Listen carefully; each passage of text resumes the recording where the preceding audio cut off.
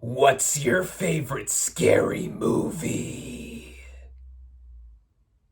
What is up, everybody? Random Random Man here, bringing you my review for Scream 7 in one take. The plot of this slasher film follows a new Ghostface killer who targets Sidney Prescott's daughter.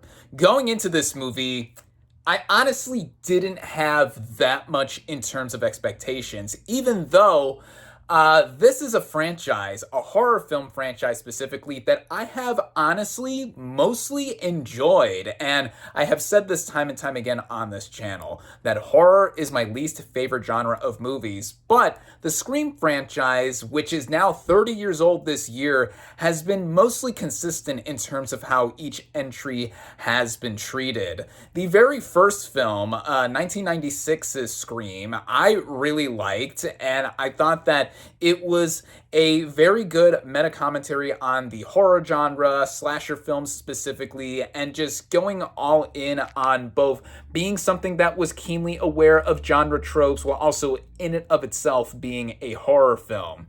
Scream 2 is my personal favorite of the series, as it kept going into now tackling sequel cliches and more that I thought was just enjoyable than the first, even though both of them I think are about on equal footing. Scream 3, I thought was the weakest movie up until that point. It had a lot of good ideas, but it didn't completely materialize altogether.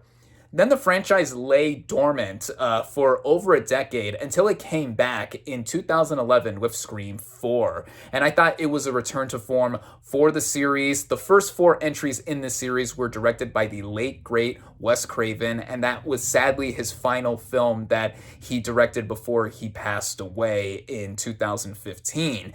And then the franchise laid dormant again for about another decade until we got Scream from 2022, or Scream 5 as everyone now calls it. I mean, why call it Scream to confuse people into thinking it is the first film from 1996? Although it is done on purpose, of course, because it is known as a requel or a reboot sequel. And I thought that this was another enjoyable entry in the series and bringing a new generation of characters together, as well as some of the returning members here. And then we got, just a year later, we got Scream 6. And I think that this is my favorite of the series since Scream 2, in changing the setting up into New York instead of Woodsboro, where most of the franchise had taken place up until that point, and just playing around with more in terms of seeing what more from the franchise could have to offer, and seeing all of the Ghostface killings continue on. And now we're at Scream 7, and with the series, recently, it's been seeing a lot of success, of course, with 5 and 6. And then things got shaken up in the development of Scream 7 when Melissa Barrera, who starred as Sam Carpenter in the last 2 films, was dropped or fired from appearing in Scream 7 after posting some pro-political views of specific sorts on social media. Then after that, Jenna Ortega, who played her younger sister Tara, also left the project, given all of the drama with Barrera. And then the 2 dudes who directed the previous 2 films, collectively known as Radio Silence, they did not come back to direct this film. They went on to direct another movie starring Melissa Barrera, coincidentally, called Abigail from a couple years ago. That I really liked. And Christopher Landon, who was known for directing Happy Death Day, was hired to take over. And he seemed like a good choice, but then he dropped out, and then we had more stuff just to consider with this movie coming together until they got Kevin Williamson to direct the 7th entry. He previously wrote some of the earlier entries of the franchise, right down to the first film. So now he is one of the co-writers here and has been promoted to director. So I was curious to see what would be done with him now directing the series after we only previously had the same directors, at least for a couple entries or so. I mean, the first four, again, were done by Craven. The second one, the two after, I should say, excuse me, the two afterward were done by Radio Silence. And then we also have the return of Neve Campbell here, which, starting out with the cast and their performances, we have Neve Campbell returning as Sidney Prescott. Now, she was in the first 5 entries of the series, and she sat out the previous film, Scream 6, because in real life, there was a pay dispute in that she thought that she wasn't getting paid what she deserved in terms of the salary. And, you know, I thought that she should get paid whatever she wants. I mean, she is literally the face of this franchise, aside from Ghostface itself. And now she comes back here, and there is some passing lines giving reference as to her absence in the previous film, so I thought that was neat. And then I think Campbell really is game again to play this character. She carries charisma throughout it, and now a lot of the focus is carried over into her daughter, played by Isabel May. She plays Tatum here, Tatum as in the same name of the character played by Rose McGowan in the first Scream film, the best friend to Sidney here. And I thought May did well for what she had to do. The way the character's written, it's not much more than a typical teenage daughter character who is butting heads with her mom, and also Sidney not approving of her daughter's boyfriend, stuff like that. But I think in terms of her acting, I thought she was quite strong. There's one moment during a chase or confrontation scene with Ghostface where Tatum is struggling to handle a gun, and I thought that the moment that she was exemplifying real fear and hesitance, I thought that was just a showcase as to what this actress is able to do. This is the first time I've seen her in anything as well, so I thought that, yeah, she made a good impression here. Also returning here is Courtney Cox as Gail Weathers. She's the only one in this franchise in front of the camera to appear in all 7 entries, given that Neve Campbell sat out of the last one, and we don't have David Arquette as Dewey anymore after the 5th film, R.I.P. And with how she plays her character here and her going back and forth with Neve Campbell again, I thought they were great together for what screen time that Cox had specifically. And then we also have the return of Mindy and Chad, played by Jasmine Savoy Brown and Mason Gooding, respectively. They are the Meeks Martin twins from the previous 2 films.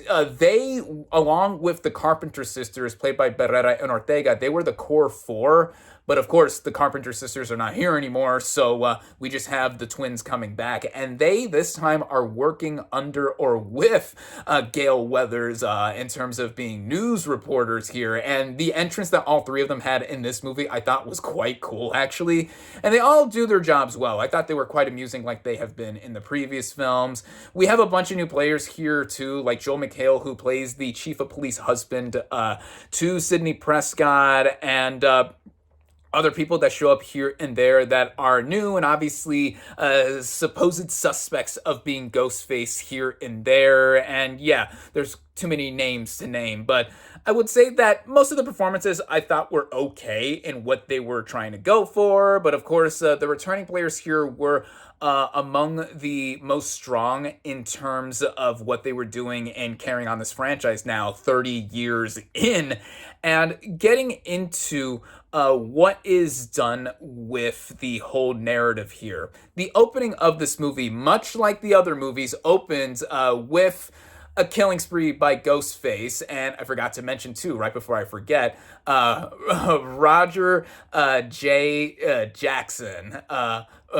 Roger L. Jackson, I'm sorry, yeah, he returns here as the voice of Ghostface. Aside from Courtney Cox, he is the only one who returns to this series, having been in all 7 entries, although you only hear his voice. I mean, Roger L. Jackson has an iconic voice as Ghostface that I tried to imitate in the intro, but I am not a voiceover artist like he is. So yeah, of course, we get to hear his famous taunts, him asking victims what their favorite scary movies are, and a bunch of other trivia related to horror.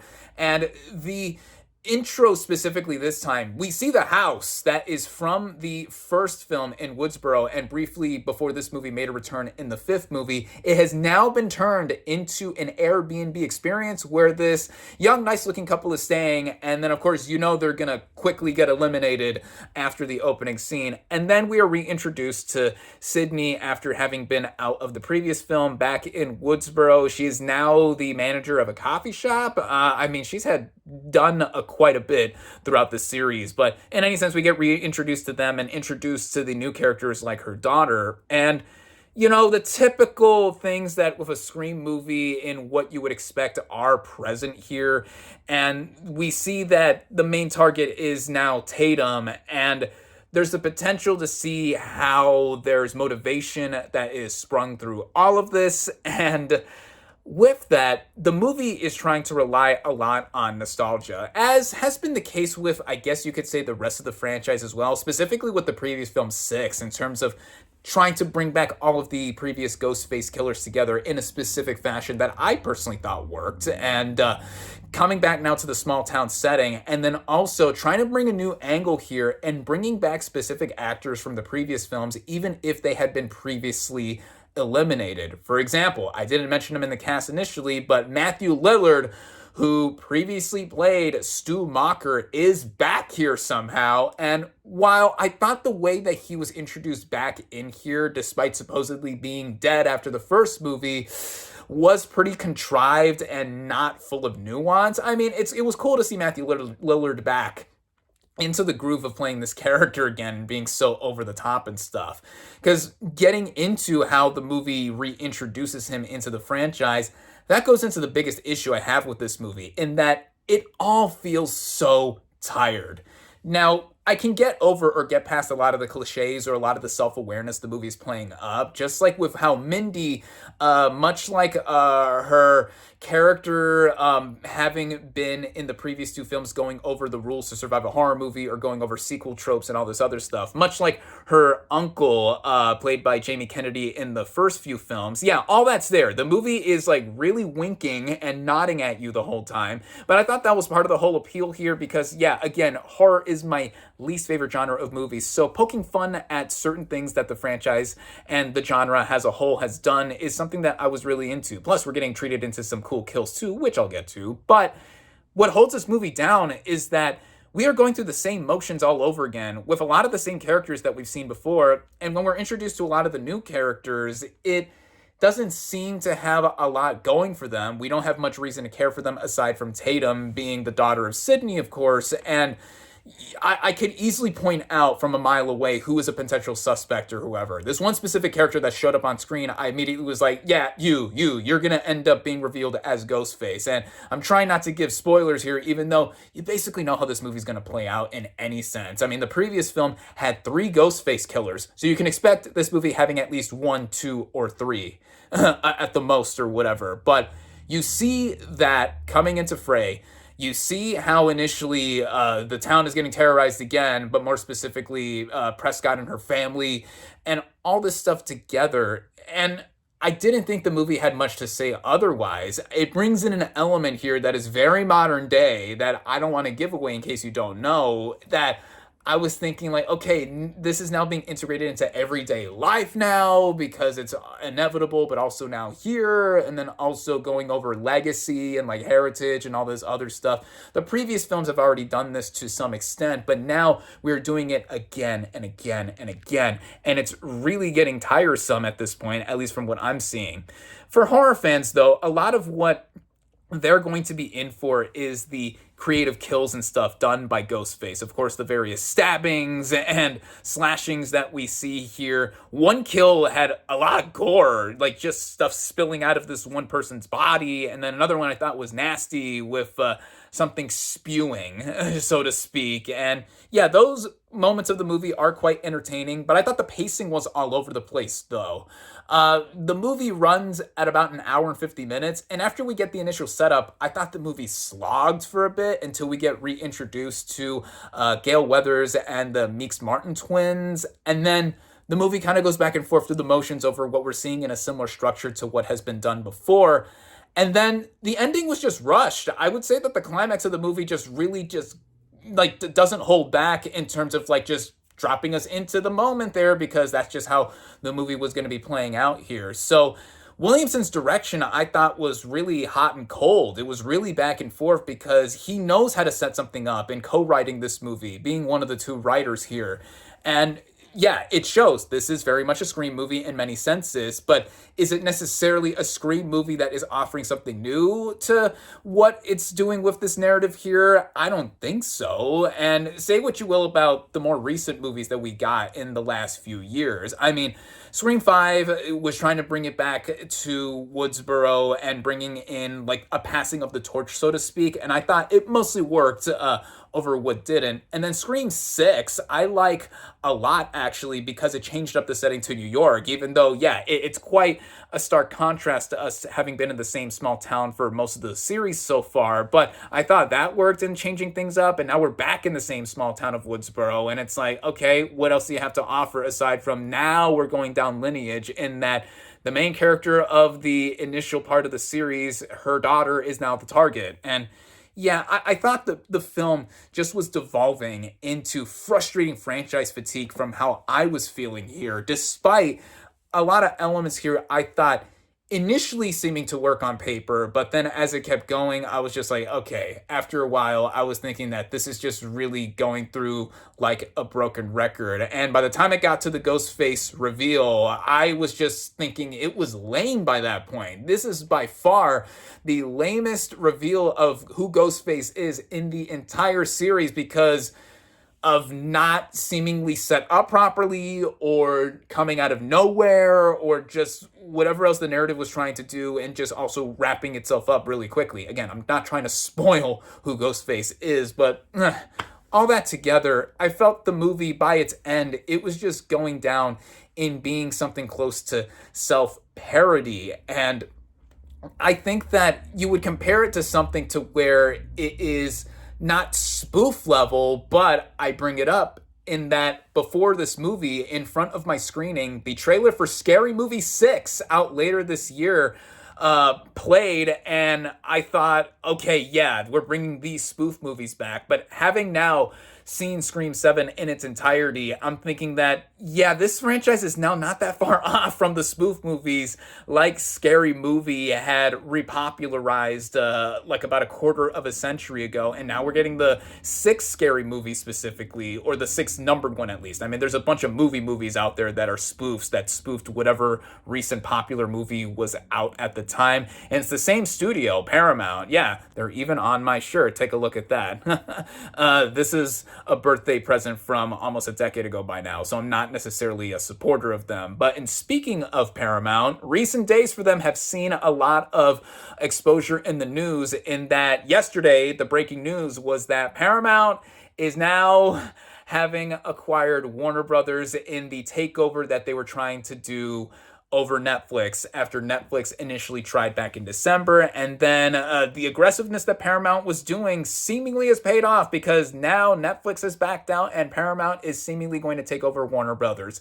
Listen, I'm not going to divulge much into that, as that's a topic for another day. I rather a big movie studio that has had a lot of legacy in the past century not be acquired here, but I guess it's better than a straight up streaming service trying to acquire it with one studio doing another or grabbing another, but I don't know.